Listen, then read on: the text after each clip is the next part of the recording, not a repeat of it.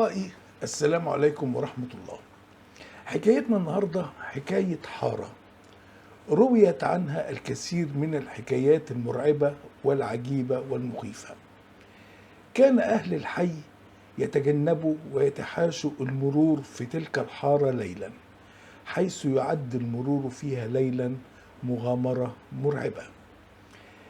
الحارة دي غريبة في اسمها، اسم مش زي أي اسم، لكنه اسم يبعث على الانقباض والتشاؤم. الحارة دي اسمها حارة النعوش، لكن ورا الاسم الغريب ده قصة. تعالوا لما احكيها لكم. الحارة دي متفرعة من شارع أبو وردة، ويمكن الدخول إليها من شارع إسماعيل صبري بحي بحري بالأسكندرية. اسمها الرسمي لا يعلمه أحد، فلا يوجد على قمة أحد أبنية الحارة لوحة معدنية تعرف الناس في الحي باسمها الرسمي. حتى سكان الحارة نفسهم يعرفون اسمها الرسمي من خلال أوراقهم ومستنداتهم الرسمية، لكن لا يستخدمونه في معاملتهم اليومية، لأنهم لو ذكروه لن يعرفوا ولن يستدل عليه أحد. فالأسهل والأوفق هو ذكر اسمها الحركي، واللي أصبح أمر واقع، وهو اسم أطلقوا عليها أهل الحي، وهو حارة النعوش. رغم إنه اسم غريب وعجيب يبعث على التشاؤم زي ما قلت، لكنها اشتهرت بهذا الاسم، ولم يعد أحد يشغل باله بمعرفة اسمها الرسمي. لكن ايه سر الاسم ده؟ زمان عندما تكون هناك حالة وفاة لدى أسرة من كبار أسر الحي، من بشوات وبهوات وكبار التجار والمعلمين، كانوا يتخذوا كافة الإجراءات والمراسم التي تتناسب مع مكانتهم في الحي ووضعهم الاجتماعي.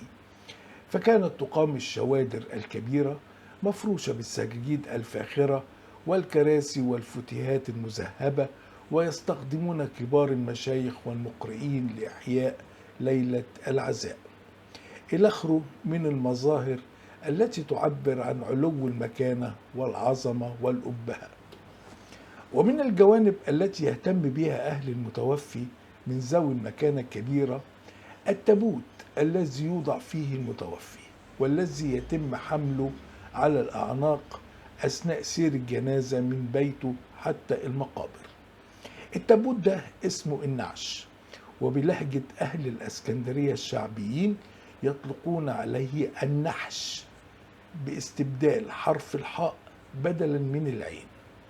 فكان النعش أو النحش لابد أن يكون جديدا لم يسبق استخدامه بأن وضع فيه ميت من قبل، فتكلف الأسرة أحد النجارين بصنع تابوت جديد، ثم يأتي رجل متخصص لتفصيل وخياطة كسوة للتابوت بنوع من القماش المخصوص بطريقة زخرفية.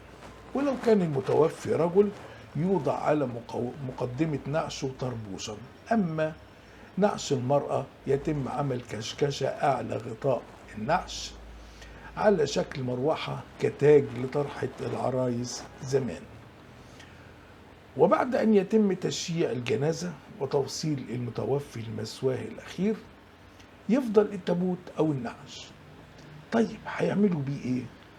كان أهل المتوفي يوصوا بوضعه في مخزن بإحدى الأبنية بإحدى الحارات تم اتخاذها كمخزن للنعوش، حتى يمكن لأهل الحي الغير قادرين على شراء تابوت مخصوص لأحد موتاهم استخدامه. فكان أصحاب النعوش يعدون ذلك من أعمال الخير التي يثاب عليها. وعلى مر الزمان امتلأ المخزن ده بالنعوش، ومن هنا أطلق أهل الحي على تلك الحارة اسم حارة النعوش. وقد أدى وجود هذا المخزن بما يحمله من رهبة إلى نسج الأساطير والحكايات المرعبة، أصوات يسمعونها، وأشباح يرونها، وأشخاص يسيرون ليلا في الحارة ينادون على المرة بأسمائهم، وغيرها وغيرها من القصص. فأصبح أهل الحي يتجنبوا ويتحاشوا المرور في تلك الحارة ليلا، حيث يعد المرور فيها ليلا مغامرة مرعبة.